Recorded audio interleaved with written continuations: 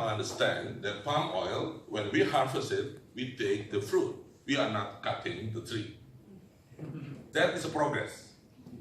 All right, some might may be laughing and smiling, but that is happened, but only 5 years ago. People in Europe are thinking that when we harvest palm oil, we cut the tree. Right? But now, so that's progress. I'm glad. Even though I have to say, I'm sorry to the Belgian associations, I don't think that picture reflects the leaf of palm oil. It's rather than similar to banana. I'm sorry. We'll think about it. Okay. My point is, if we talk about sustainable palm oil, we assume that people already know what do you mean by sustainable palm oil. We talk about RSPO. Glad Indonesia also welcomed RSPO. And with RSPO, there is a criteria and there is a process of assessing, and after that we make a certification. And that's what we mean by sustainable palm oil, right? Don't worry about RSPO or ISPO, the Indonesian Sustainable Palm Oil. We are like brothers and sisters. We have about 85% similar, basically similar principles. Maybe we still have about 15 to 20% differences, but that's fine. If you are an Indonesian company, you have to have ISPO. That's mandatory. But if the European market would like to have RSPO, it's like a driving license. If you are Indonesian and drive your car in Jakarta, you have to have an Indonesian driving license. But if you go to Europe and you would like to drive the car, and the police ask for different driving license, which is, European driving license, then you have to apply as well. So that is very much market different, and I don't see any problem with that, and we welcome the progress and what happened in RSPO. But the question is, two questions for me. First, if we have these two glasses. One glass, I'm the same person, I have half of this glass is sustainable palm oil. Full within this glass, still uncertified sustainable palm oil. If you would like to buy the certified sustainable palm oil, I can provide you. But sometimes within the market, I've been banned to do business because I still have this bad one. Now that is, I think, another a concept of sustainability that we need to discuss. The second is, I think, the most difficult to be able to handle if the sustainability criteria is reputational. It's not by criteria, but just by reputation. Palm oil is bad. It's not sustainable. Then we don't do palm oil, right? So, okay, if that is only within in the common streets and the common people, okay. But if that is in your parliament, that creates problem. So I would like to ask you to keep in your mind the discussion about what sustainable palm oil is not finished yet. And why I give this an introduction, because the question about moratorium. Okay, when we make that moratorium, actually it's on 2011. It's not 2017 or 18, 2011. So already 7 years we do the moratorium, right? Different administrative, they produce a regulation to moratorium, the opening new land of palm oil. They are stopping, now becoming more stronger. Before the moratorium is stopping to give a new license for a new opening for land of palm oil. Now, if you already have the license, you have the permit to open, but you are not yet open that area for palm oil, and you have to stop. So even stronger. And it's also give another dimension, which is to promote productivity of the smallholders. And this moratorium policy will last until 2020. 2001, so 10 years after its initial starting of the policy. And it will be evaluated, of course, and we will see moving further. But to remind you, Indonesia still have about 90 million hectares of forest. Forest means the area is forest and it still have the forest. 90 million hectares. Palm oil now in probably only about 12 million hectares. So it's a lot of forest. Now again, back to the definition. For Indonesia as well as for SPO, the reason why they are concerning about smallholders, because smallholders is important. Poverty reduction is important. Food security is important. Rural development is important. It's not only about one aspect. Yes, there are no deforestation factor. And that is not something that we would like to compromise one to another, but we need also to consider sustainability, but for Indonesian mean sustainable development goals. The whole 17 goals need to be considered on equal basis, on harmony one to another. We cannot just put one factors, like moratorium, for example. If you are not opening your forest, then you are sustainable. Is that true? Is that what we want to do? Or let's see more comprehensive, like, just small fraction of people in the world, namely 180 countries already decide to have those sustainable development goals. So, ladies and gentlemen, my point is, again, with the complexity of our understanding about these wonderful trees, I think we need to cooperate more. And we welcome our cooperation with the Belgian Sustainable Palm Oil Association, Allian, and also other European Palm Oil Alliance and other organizations, individuals, parties, and countries who very much would like to see the comprehensive approach of the problem that we face as humanity as a whole. And as you mentioned, the National Geographic already mentions that palm oil is unavoidable, but the challenge is now to make it sustainable. Thank you.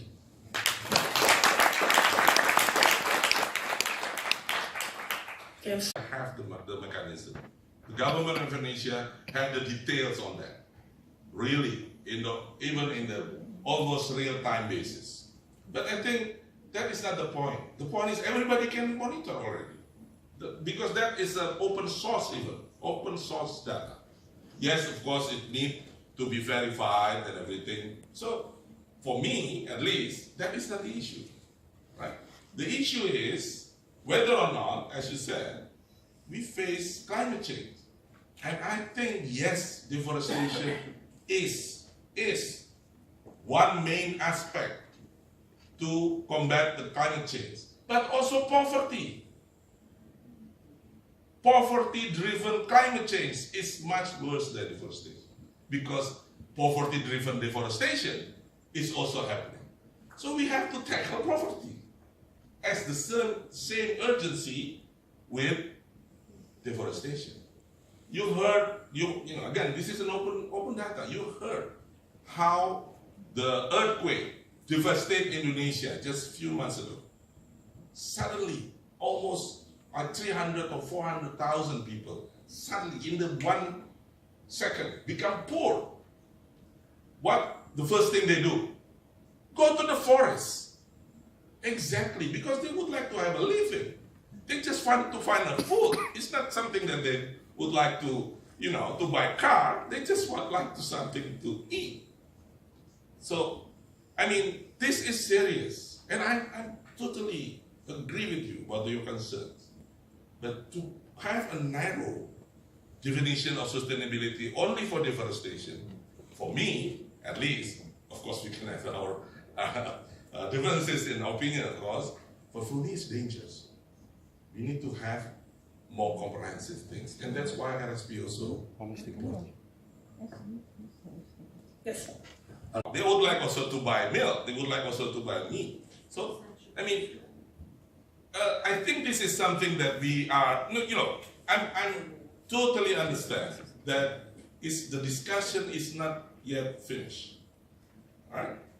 But I think at least now we make a progress in our understanding to one another about the complexity of the issues.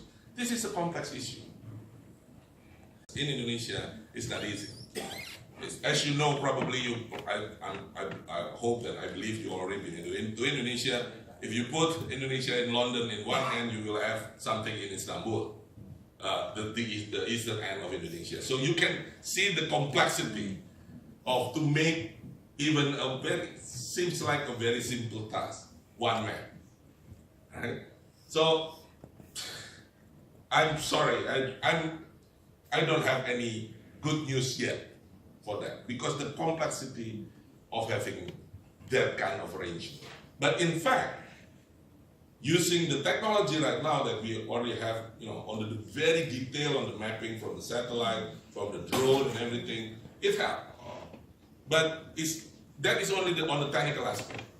We need to make a political decision on that, and that is difficult. Right? I think the number is, this is the information from the Dutch actually, because we are under the colonialization of the Dutch. It's about 91% is covered by forests. Okay? That is probably on 1850. Right? So through times, of course we open it. We utilize the land, right? And within that process, of course, there are deforestation. Certainly. Now, from 200 years ago, 90%, and now about 60%. Still forest. Okay? So, but when suddenly Indonesia got this, we call it the miracle tree, by the way. This is amazing tree.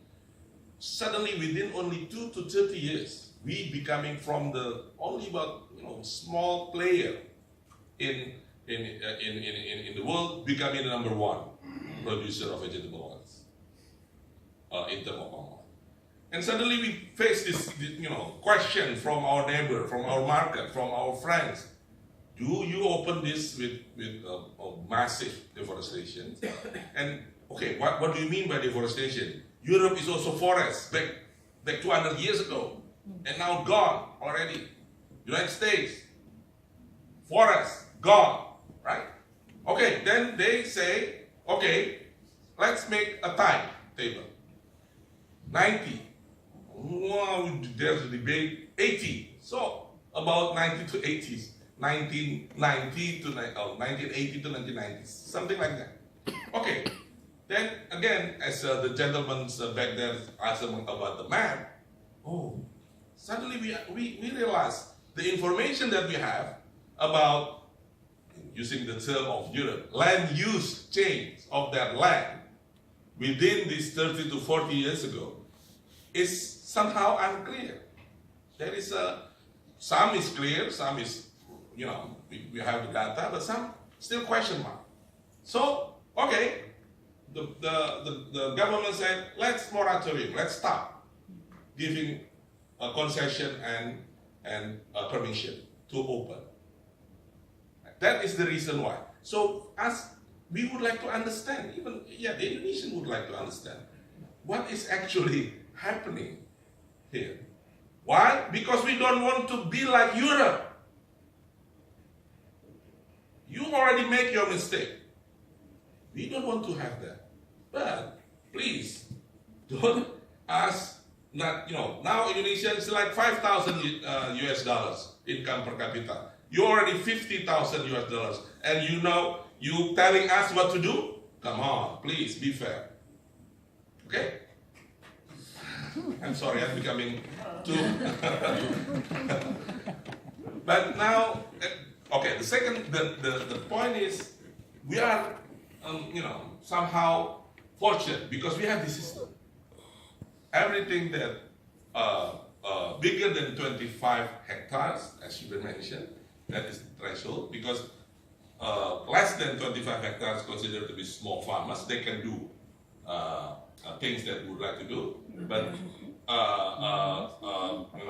bigger than 25, you have to be a company, basically, a legal entity to have a business, not only for palm oil but for others.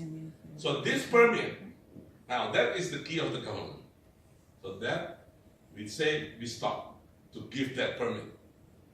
And without that permit, this company cannot take, for example, a credit from the bank.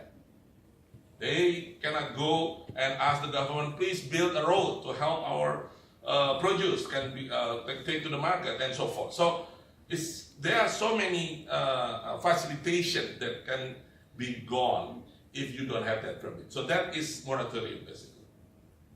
Some of the companies give them already have the permit, but they haven't opened it. They haven't utilized it. Why? Because business consideration. Their business plan is not there. So now we also stop them and we tell them, okay, you cannot open that yet. We have to clear up now the things that are happening in our country. We would like to become more clear and transparent and accountable. Not for the sake of the euro. They make their mistake. We would like to have that accountability to us. Why? Because palm oil is our wealth. We have the #1 motivation to make it sustainable. We would like to have the continued income from this wonderful trees.